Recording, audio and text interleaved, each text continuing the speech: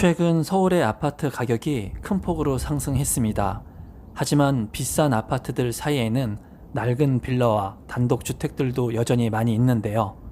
이곳 서울 역세권의 아파트 가격이 큰 폭으로 하락을 했다고 해서 오늘은 이곳에 왔습니다. 임성배 TV 보는가 댓글 오늘은 서울 역세권의 아파트를 둘러보려고 7호선 상도역 4번 출구에 왔습니다. 상도역 인근에 지금 현재 50% 떨어져서 경매가 진행되고 있는 아파트도 둘러보고 주변에 있는 아파트의 가격이 얼마나 떨어지고 있는지 살펴보려고 왔는데요. 지금 현재 상도역 같은 경우에는 역세권의 아파트들마저도 가격이 많이 떨어져서 거래가 되는 사례가 있다고 합니다. 상도역 4번 출구의 모습을 보고 있는데요. 아파트들 사이에는 단독 다가구들이 있는 모습을 볼 수가 있습니다. 서울의 역세권이라고 하지만은 오래된 건물들이 상당히 많이 보였는데요. 상도역 4번 출구 쪽에서 눈에 띄는 아파트 단지가 있어서 그곳으로 한번 가보기로 했습니다. 좁은 골목을 지나 가다 보니까 많은 아파트 단지들이 보였는데요. 바로 상도역 4번 출구의 역세권 아파트인 이편한 세상 상도 노빌리티 아파트를 한번 살펴보기로 했습니다.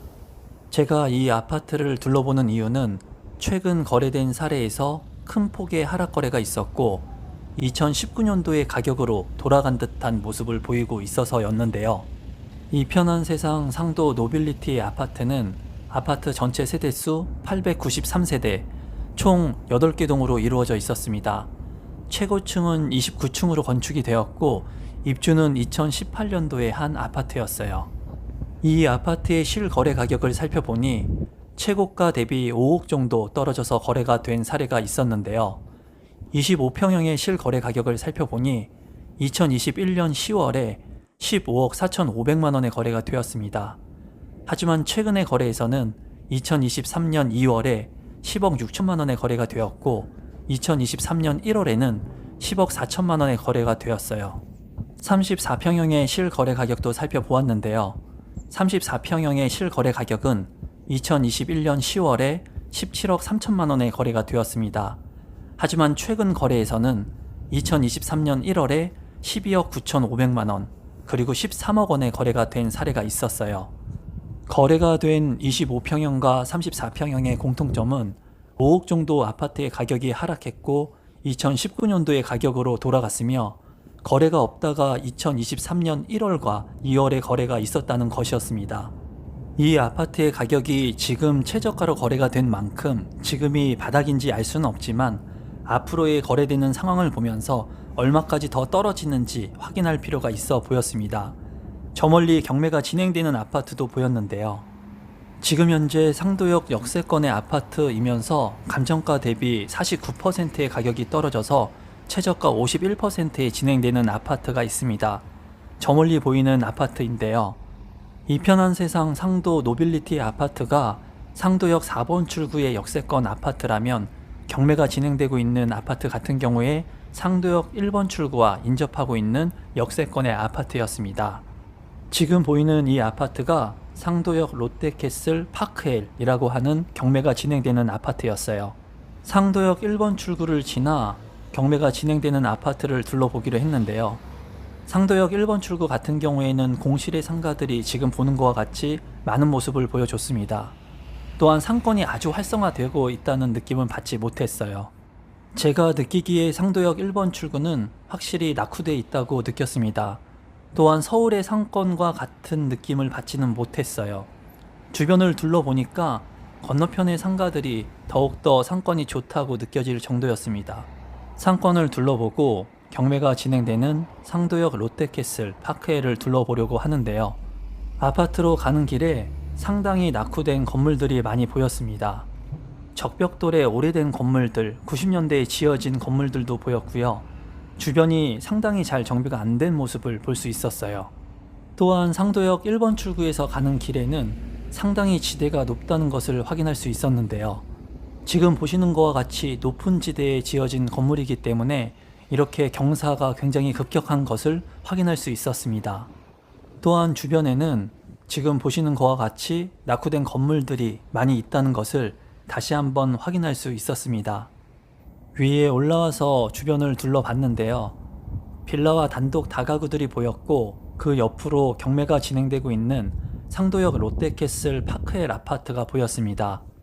또한 아파트 주변으로는 작은 공원들이 형성되어 있었는데요. 쾌적해 보였고 입주민들이 편히 쉬고 있는 모습들이 보였습니다. 주변에 이렇게 공원이 있다는 것은 굉장히 큰 장점으로 보였는데요. 이 아파트는 이러한 장점 말고도 또 다른 장점이 있었습니다. 아파트 인근에 초등학교가 있다는 것이었는데요.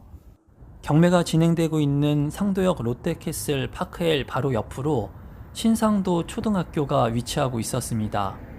초품화의 아파트라고 할 수는 없었지만 횡단보도를 하나 건너면 될 만큼 아주 가까운 곳에 초등학교가 있었습니다. 지금 현재 경매가 진행되고 있는 상도역 롯데캐슬 파크엘 아파트는 아파트 전체 세대수 950세대, 총 13개 동으로 이루어져 있었습니다. 최고층은 20층으로 건축이 되었고 입주는 2021년에 시작한 신축 아파트였어요. 경매가 진행되는 아파트의 평형은 24평형이었고 감정 가격은 15억 원에 책정이 되었습니다. 하지만 최저 가격은 49%의 가격이 떨어진 51%의 가격인 7억 6,800만 원에 책정이 되었어요. 지금 현재 네이버 부동산에 나와 있는 최저가와 최고가를 한번 살펴봤는데요. 24평형의 최저가 같은 경우에는 11억 원의 매물이 있었습니다. 또한 최고가로 나와 있는 매물 같은 경우에는 14억 5천만 원에 나와 있는 매물이 있었는데요. 상도역 롯데캐슬 파크엘 같은 경우에는 거래 사례가 최근에 많지 않았기 때문에 실제로 정확한 가격을 판단하기는 어려웠습니다. 하지만 감정 가격이 현재 네이버 부동산의 매물인 14억 5천만 원보다 높은 15억 원에 책정이 된 만큼 최고가에 책정이 된 감정가 대비 49%의 가격이 떨어져서 51%에 진행되는 경매 매물이라고 생각하면 될 것 같았어요. 대지권 미등기에 대한 리스크가 있었지만은 감정 가격에 포함된 만큼 건물 매수인이 대지권을 사용할 수 있을 것으로 보였습니다. 지금까지의 동선을 살펴보면 7호선 상도역 4번 출구에 내려서 주변을 둘러보고 이편한 세상 상도 노빌리티 아파트를 살펴보았습니다. 또한 건너편의 상도역 1번 출구 상권을 살펴보고 경매가 진행되는 상도역 롯데캐슬 파크엘 아파트를 둘러봤는데요. 지금부터 주변에 있는 상도동 더샵 아파트를 둘러보고 동원 베네스트 아파트와 두산 위브 트레지움 아파트 그리고 상도역 롯데캐슬 파크엘 옆에 있는 중앙 아파트까지 한번 살펴보도록 하겠습니다. 언덕지대에 위치하고 있는 상도역 롯데캐슬 파크엘 아파트 같은 경우에 1층 상가들은 공실이 많은 모습을 볼 수 있었습니다. 경매가 나온 이 아파트를 둘러보고 주변에 눈길을 끄는 아파트가 있었는데요. 바로 옆에 입지를 하고 있는 상도 더샵 1차 아파트가 눈길을 끌었습니다. 대단지 규모의 아파트라는 것을 한눈에 알 수 있었고 1층 상가들이 오밀조밀 모여있는 모습을 보였어요. 상도 더샵 1차 아파트는 아파트 전체 세대수 1122세대, 총 22개 동으로 이루어져 있었습니다. 최고층은 15층으로 건축이 되었고 2007년도에 입주를 한 아파트였어요. 상도 더샵 1차 아파트 같은 경우에 대규모의 아파트 단지인데도 불구하고 거래 사례가 많지 않았습니다. 더욱이 최근에 아파트의 가격이 많이 떨어지고 있는 상황 속에서도 하락돼서 거래된 사례가 없는 것을 확인할 수 있었는데요. 현장 답사를 다녀보면은 지역별로 아파트의 가격이 상승하고 있는 곳들도 덜어 있고 그리고 지금과 같이 하락하는 추세 속에서도 가격을 잘 방어하는 아파트 단지들이 있는 것을 확인할 수 있습니다. 더샵 아파트 주변에는 단독 다가구 주택들이 이렇게 있는 모습을 보여줬습니다. 또한 이 주변에 또 하나의 아파트 단지가 보였는데요. 동원 베네스트 아파트였습니다. 동원 베네스트 아파트는 전체 아파트 세대수 162세대, 총 4개 동으로 이루어진 소규모의 아파트 단지였습니다. 최고층은 13층으로 건축이 되었고 2008년도에 입주를 한 아파트였어요. 이 아파트 역시 실거래 사례가 많지 않은 것을 확인할 수 있었는데요. 최근의 거래 사례를 살펴보니까 32평형의 아파트가 2022년 10월에 거래된 사례가 있었습니다. 2022년 10월에 32평형의 아파트가 9억 3천만 원까지 거래가 되었어요.